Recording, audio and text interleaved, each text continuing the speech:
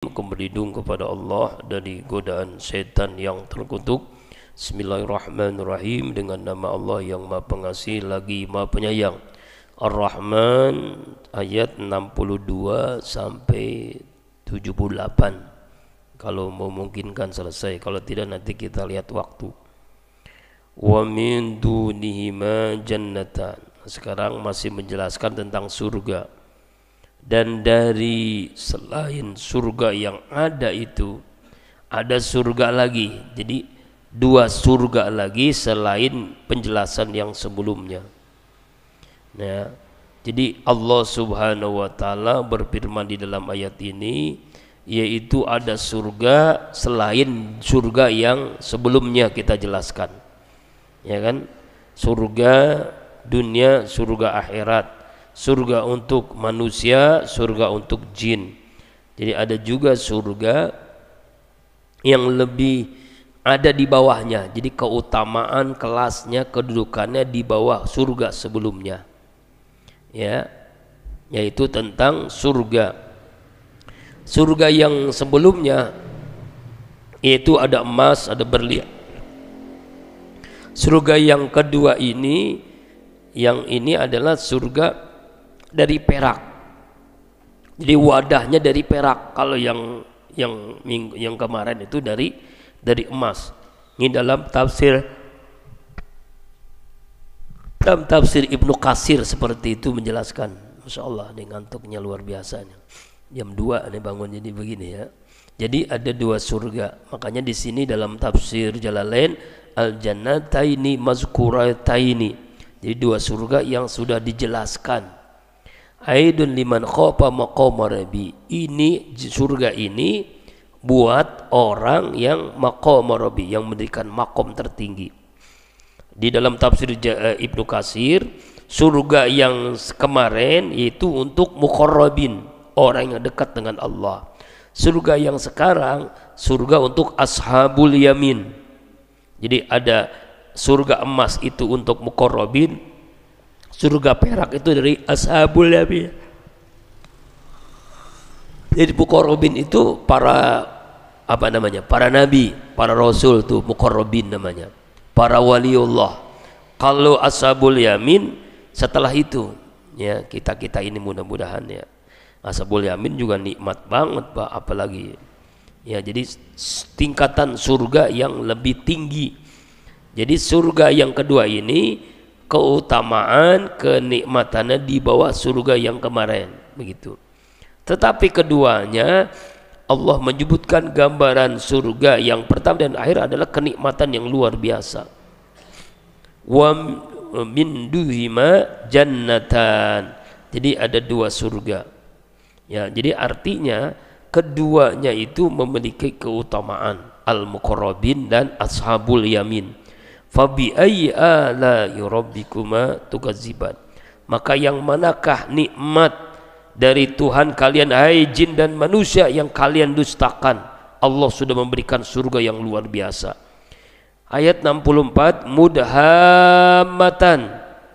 Surganya itu berwarna hijau. Keduanya, baik surga yang pertama kemarin dengan surga itu berwarna hijau. Kenapa hijau? Karena banyaknya tumbuh-tumbuhan, banyaknya buah-buahan, kayak kebun gitu kan ya. Kenikmatannya, keindahannya itu warnanya hijau, mudhammatan. Jadi warnanya itu warna hijau, menunjukkan kesejukan ya. Warna hijau itu menunjukkan kesejukan, kenikmatan, keindahan ya. Ya, ada juga yang mengatakan surga itu berwarna hijau, pengairannya lembut ya. Jadi airnya lembut, dahannya rindang, subur tumbuh-tumbuhannya. Jadi kedua surga yang Allah jelaskan di dalam ayat ini indah, hijau berwarnanya, warnanya hijau. Jadi ada disebutkan warna ini ada menunjukkan keindahan, kenyamanan penduduk surga.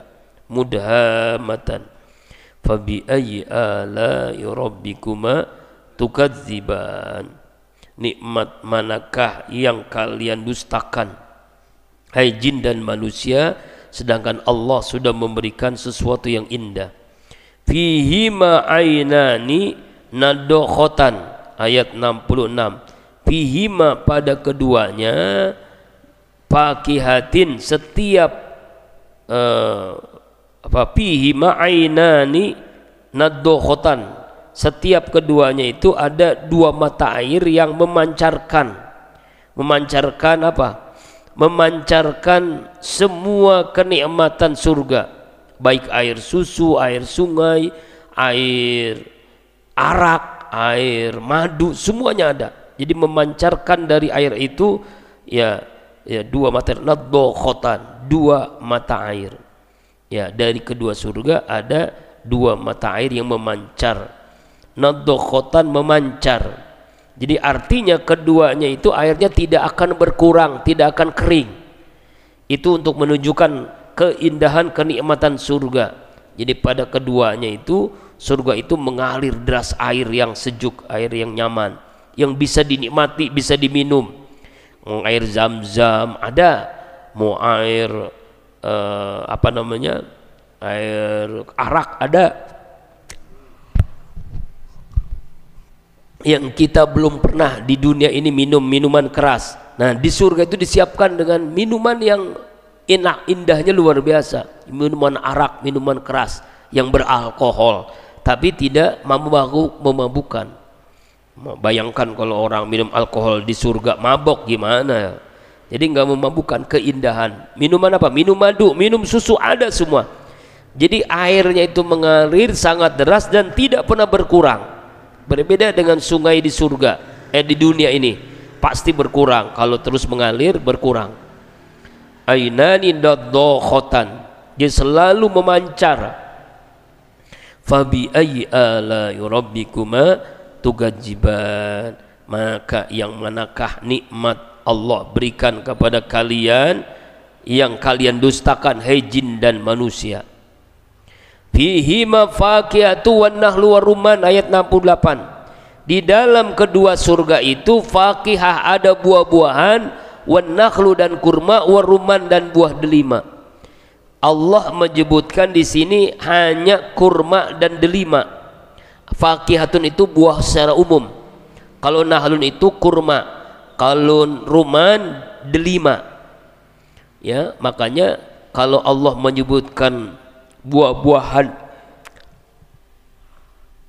yang disebutkan itu pasti memiliki tinggi kandungan gizinya, vitaminnya, mineralnya, proteinnya.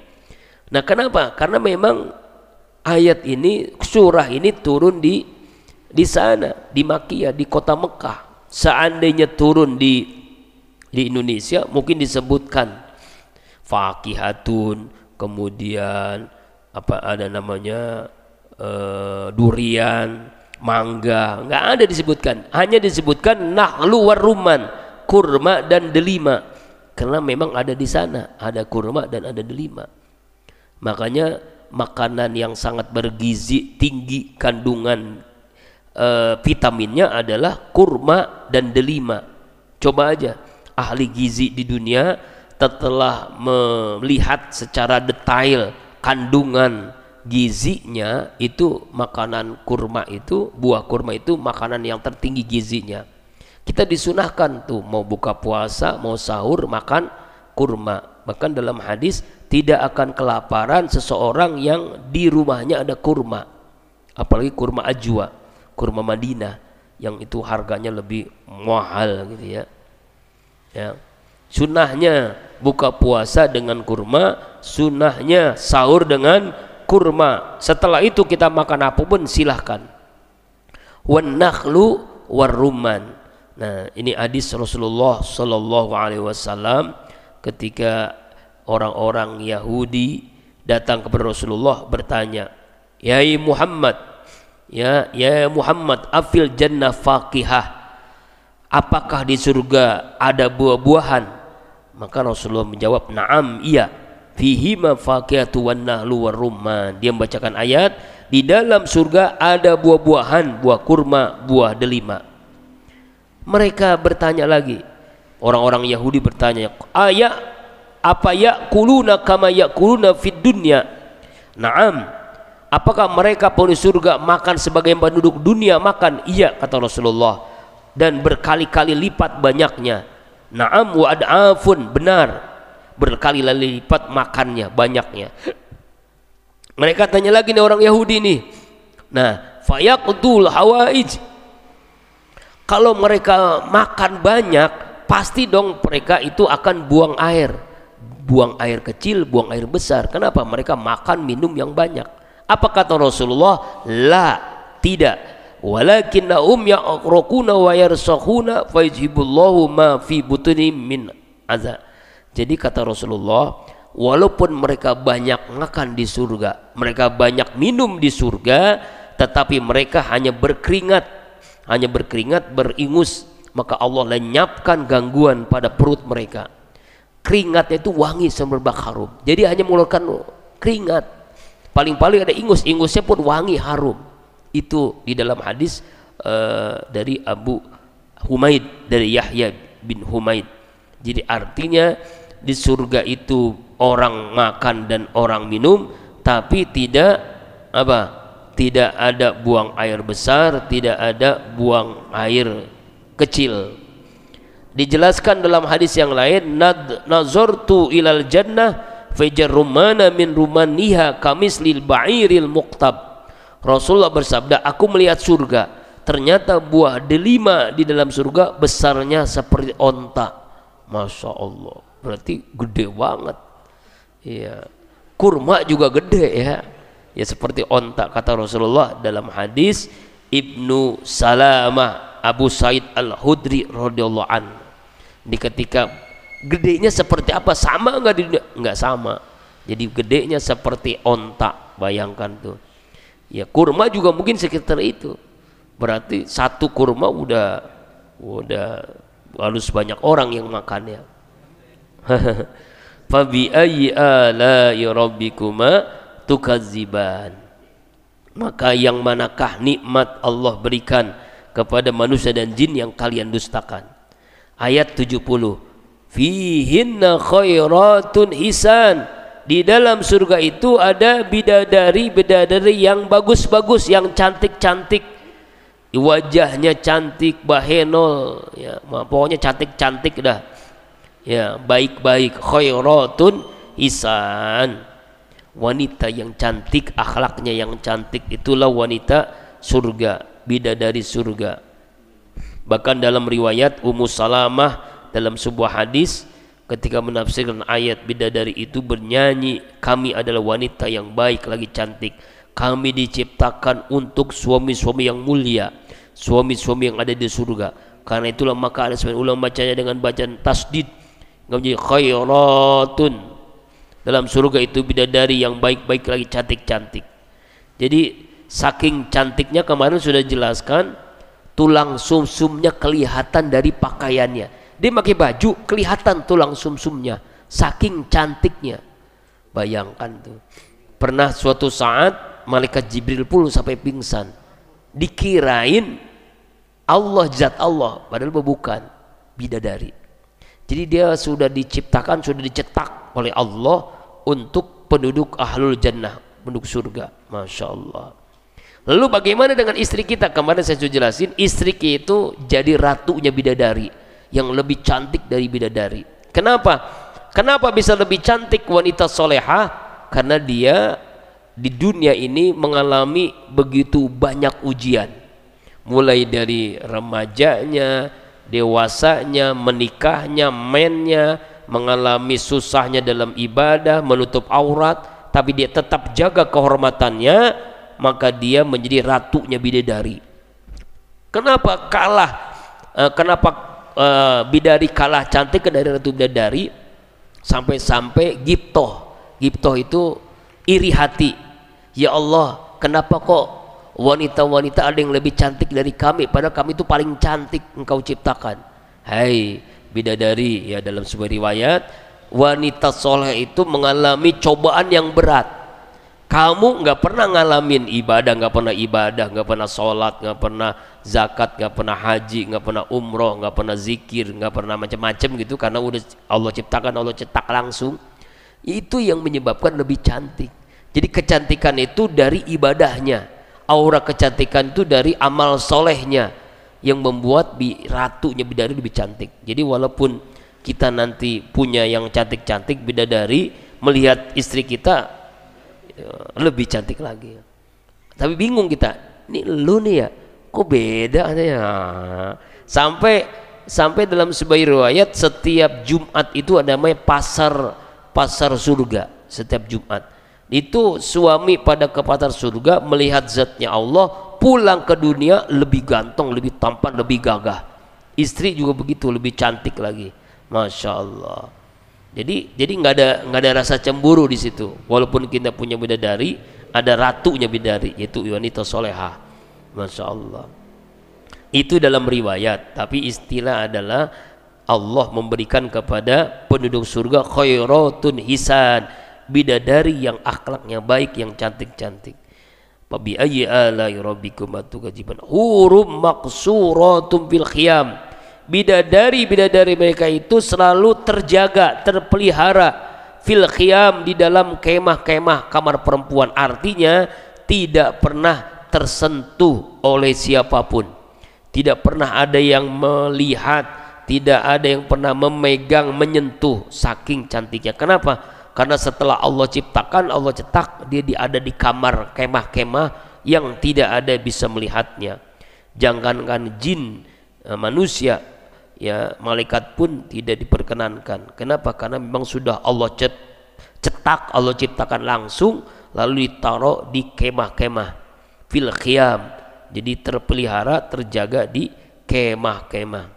Ya, Masya Allah. Gimana kira-kira tuh ya?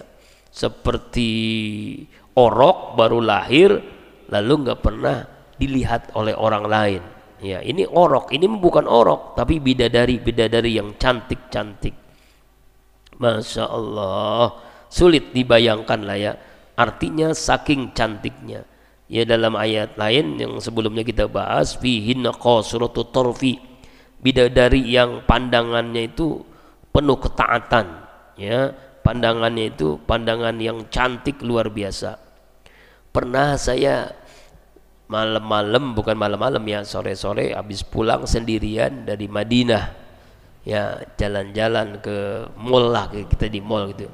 Itu melihat wanita Madinah itu Masya Allah, apalagi dulu istri-istri Rasulullah ya, cantiknya banget, Masya Allah. Langsung melihat gitu, ya, ada yang pakai cadar, ada yang enggak gitu, jadi kelihatan, Masya Allah. Udah hidungnya mancung, matanya belok, wah gimana dah, sulit dah dibayangkan, Masya Allah. Langsung ke rumah, langsung ke kamar, ingat istri. Jadi artinya kecantikan bidadari itu sama dengan mutiara yang tersimpan, emas yang tersimpan, tidak pernah ada yang memegangnya, menyentuhnya. Itulah, jadi artinya itu diantara hiburan bagi penduduk surga.